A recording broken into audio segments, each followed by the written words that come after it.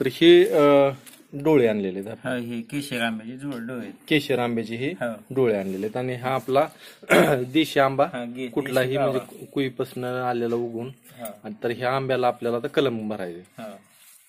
तर आपल्याला हे खालून 4 ते 5 इंचापासून आपलं उंचावर घ्यायचं. उंचावर घ्यायचं. हे असं इथून कट कट करायचं. करायचं. आणि हे आपण द्यायचा केशर आंब्याचा डोळा घ्यायचा. डोळा. तर त्याला अशी पूर्ण अशी पाचर घ्यायची. हा. आधी बघायची ह्याचा बाग कसा आहे, हा ह्याचा आणि ह्याचा बाग कसा आहे बघायचा. हा हा जर समजा उलट जर कापलं तर आपण बाग बाहेर येते त्याचा. हा हा हा ह्याची जी साईज आहे ह्याची बाहेर साईज जर आली हा तर बांधायला थोडीशी परेशानी होते. हा. तर आपण ते असं कापणार आहे. ह्याला पाचर कलम म्हणायचं. त्याला पाचर कलम म्हणायचं. आणि जे नवीन आता हे जे कलम असते ना, झाड असते ना, ह्याच्यावर जर केला तर 100% सक्सेस करता येईल. आणि ह्याच्यापेक्षा बी जर आपण डायरेक्टली जमिनीवर जर लावलं आणि जमिनीवर जर कलम केलं तर त्याचा आणखीन जास्त फायदा होते. कारण ती एकदम चांगली पद्धत आहे. कारण त्याला अन्न शोधून दुसरीकडे शोधण्याची गरज नाही पडत. गरज नाही. त्याची त्याला जमिनीतून भेटत राहते, सगळ्या गोष्टी भेटतात. आणि कॅरी बॅग मध्ये कसं आहे, त्याला थोडस वेळ लागतं. त्याच्या मुळ्या जे आहेत त्याला पांगायला ह्याला थोडासा परेशानी होते. तर मित्रांनो, ह्या आपण पूर्णपणे छाडून घेणार आहोत. असं हे 2 ते 3 इंच घ्यायचंय. तर आपण आता हे छाडलेलं आहे पूर्ण तलवारी सारखं आपल्याला ह्याला हे बनवलंय ह्याला. तर ह्याला पण आपण काय करायचे, ह्याचं शीक निघायला ह्याला पुसायचं आहे, कारण हे वेस्टेज जाईल.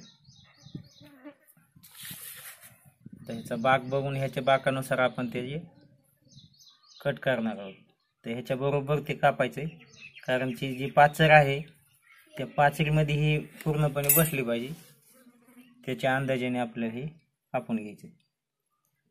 बाई मित्रांनो, अगदी बरोबर बसले.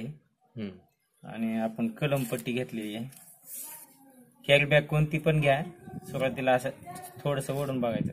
आता ही जर पट्टी बघितली तुम्ही, पूर्ण अशी फाकती बघा, तुटलेली कुठं तुम्हाला दिसणार नाही. तर अशी पट्टी आपल्याला निवडायची. तुम्हाला दाखवण्यासाठी केलं मी. तर मित्रांनो, बाई सुरुवातीला ह्याचं ते बुडात जे शेवटचा टोक आहे समजा बुडातलं, तर त्याला चांगलं घट्टपणे बांधायचे आणि खालून वरती यायचंय.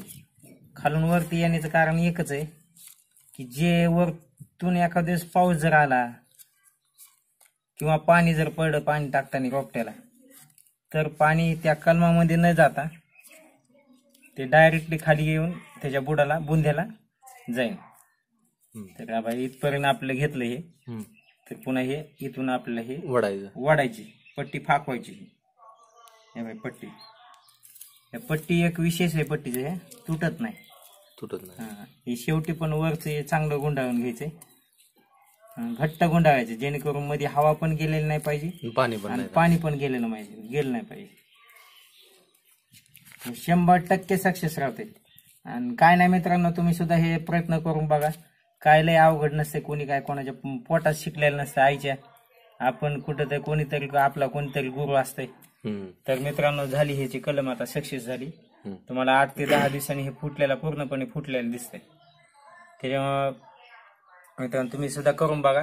आणि व्हिडिओ जर आवडला असला तर नक्की लाईक करायचं बघा. धन्यवाद.